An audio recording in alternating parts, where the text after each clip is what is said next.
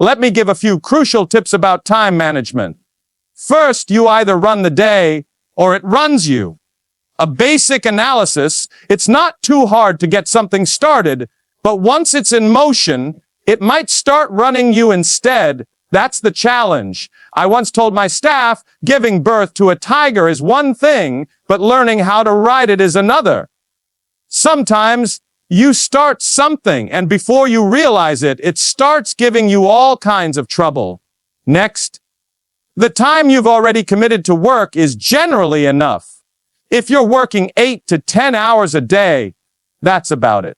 You really can't sustain much more than that. Sure, in brief spurts, you can work 12, 14, or even 16 hours. We've all done it. But eventually, you have to maintain balance, or your health, heart, and blood pressure will be at risk. So, you likely don't need to work more hours. You just need to use them better. A statement we've all heard. It's not the hours you put in, but what you put into the hours that counts. Another requirement is having a written set of goals, priorities outlined out with a strong plan for the following 10 years. Let your dreams move you forward and your ambitions keep you focused. They'll get you up early, keep you up late, and push you to follow through. Reading books, taking classes, studying, and doing whatever is necessary. Reviewing your goals often is vital because that's how you select where to spend your time. Whatever priorities you're seeking, you need a disciplined plan to reach them. When operating multinational company and corporations, planning is crucial. We recently launched our first Australian corporation, and precise game plans are vital. Without them, things slide through the cracks, taxes go missed, crucial details get overlooked. Thinking on paper is necessary. If there's one important takeaway regarding time management, it's this: write things down. Another critical component is distinguishing between major and little jobs. You must avoid spending considerable attention on trivial things.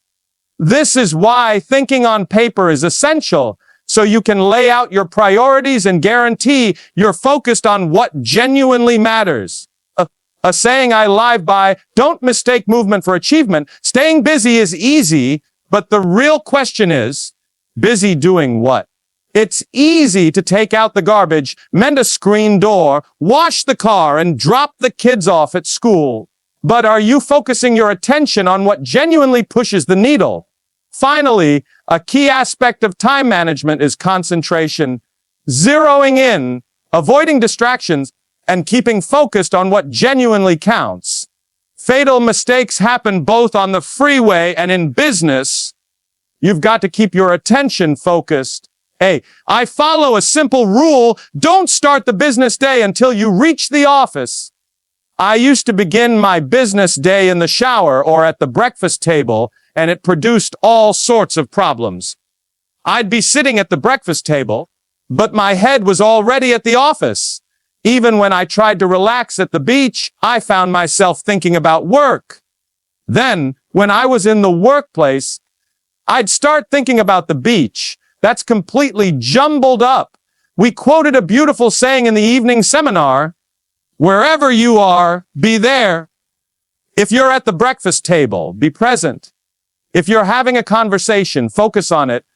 If you're traveling to work, enjoy the ride, observe people, study human behavior, and pay attention to what's occurring around you.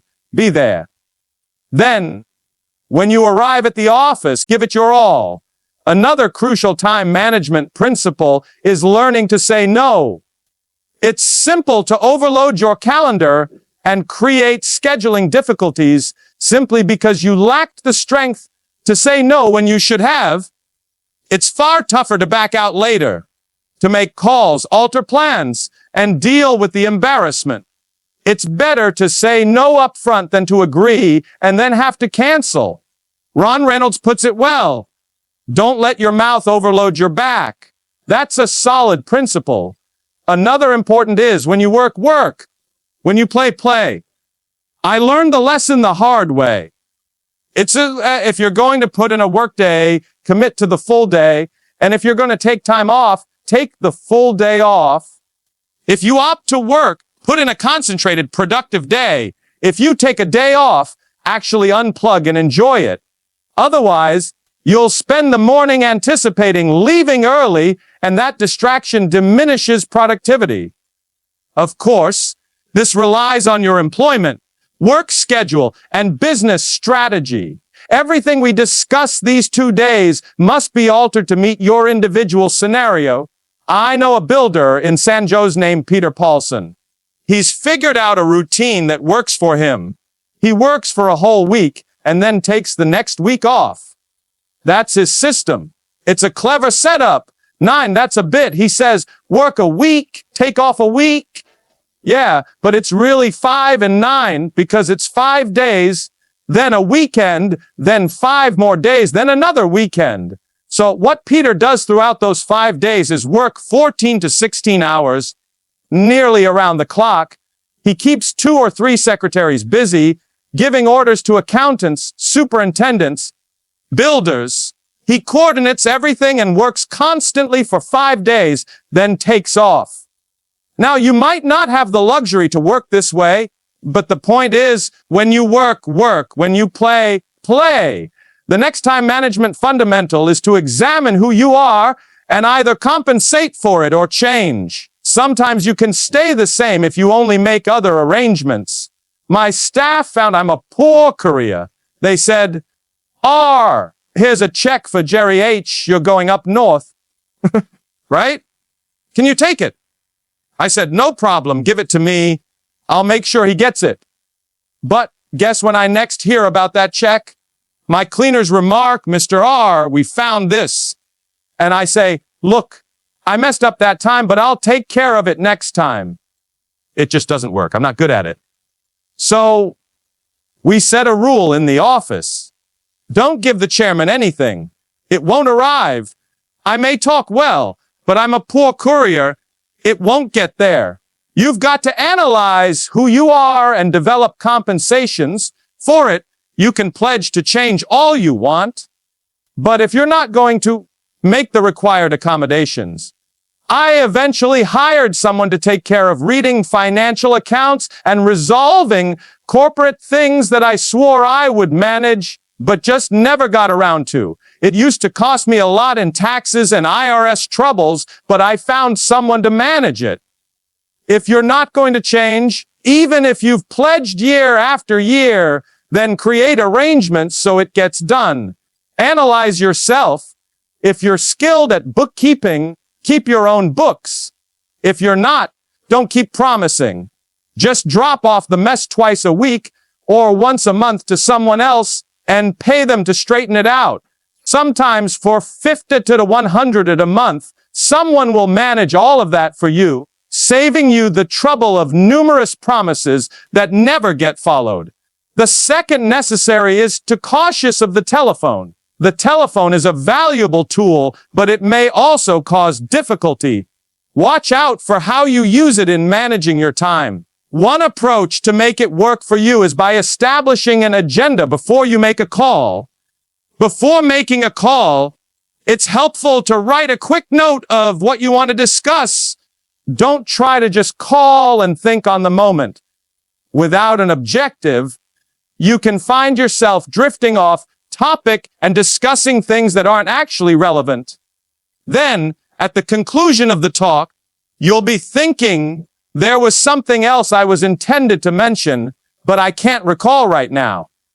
If I think of anything, I'll call you back. This is a tremendous time waster. When you have an agenda, it's much easier to recollect the talk later. You can add, remember, we talked about these 3 things. If they don't remember, you can check your notes and explain, oh, it's in my log, the agenda for our call. Now, let's talk about the phone at home. You may need to make work calls at home, but you must be careful because the phone can be a significant disruption to your personal and family life. You need to manage it. Modern phones allow you to merely switch them off, so when someone calls, it rings, but you don't hear it. I've had guests at my house ask, aren't you going to answer your phone? And I reply, we're having lunch. Some people have even gone and answered my phone for me, and I simply say, I imagine it's for me. But I don't get sidetracked. It's necessary to create boundaries. Another time management strategy is to set a certain time for fixing difficulties. This has been incredibly beneficial in the corporate sector. For example, you could say, any problems after 3 p.m. will be addressed then. You're not ignoring the issue, but just establishing a specified time to handle it. Often, what occurs is that between 9 a.m. and 3 p.m., someone phones back and says, we've figured it out, don't worry about it. But if you take the call immediately away, you wind up spending unneeded time. In sales training, we're taught that when individuals ask questions, it's more efficient to tell them to save it for the training class. This way, you don't have to repeat yourself with each person. Lastly, on time management, it's important to study literature on the issue to gain ideas. Books by authors like Bliss, McKay, and Lacan can provide important insights. Everyone experiences distinct challenges. Therefore, reading a variety of literature helps you find tailored solutions. Just read as many as you can to obtain diverse strategies. Some things could appear a bit peculiar, but if you're doing something uncommon, make sure you're doing it the right way. The trick is to focus and review everything next time.